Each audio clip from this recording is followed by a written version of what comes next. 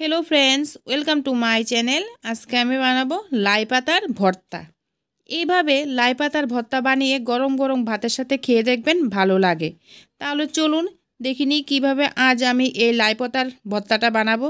এখানে আমি এক মুঠো লাই শাক নিয়েছি। লাই শাকগুলিকে ছোটো করে কেটে নিয়েছি। আর নিয়েছি ধনিয়া পাতা। এখানে আমি 3 চামচের মতো ধনিয়া পাতা কুচি নিয়েছি। 5 থেকে 6টা কাঁচা লঙ্কা নিয়েছি। 1 ইঞ্চি আদা নিয়েছি।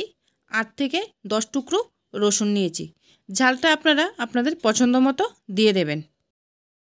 নিয়ে নিয়েছি একটা মিক্সির ঝাড়। মিক্সির ঝাড়ের মধ্যে দিয়ে দিচ্ছি লাই পাতাগুলি।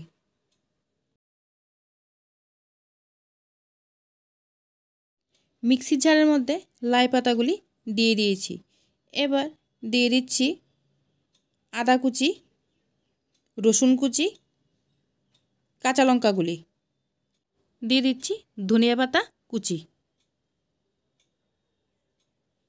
আর দিয়ে দিচ্ছি পরিমাণ মতো লবণ। এখানে আমি কোনো জল ব্যবহার করব না। লাই পাতা থেকে যে জল উঠবে সেই জল দিয়ে লাই পাতাগুলি পেস্ট করা হয়ে যাবে। এগুলিকে পেস্ট করে নিচ্ছি। পেস্ট করা হয়ে গেছে।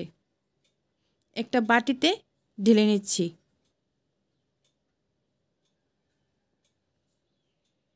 দিয়ে দিচ্ছি সরিষার তেল।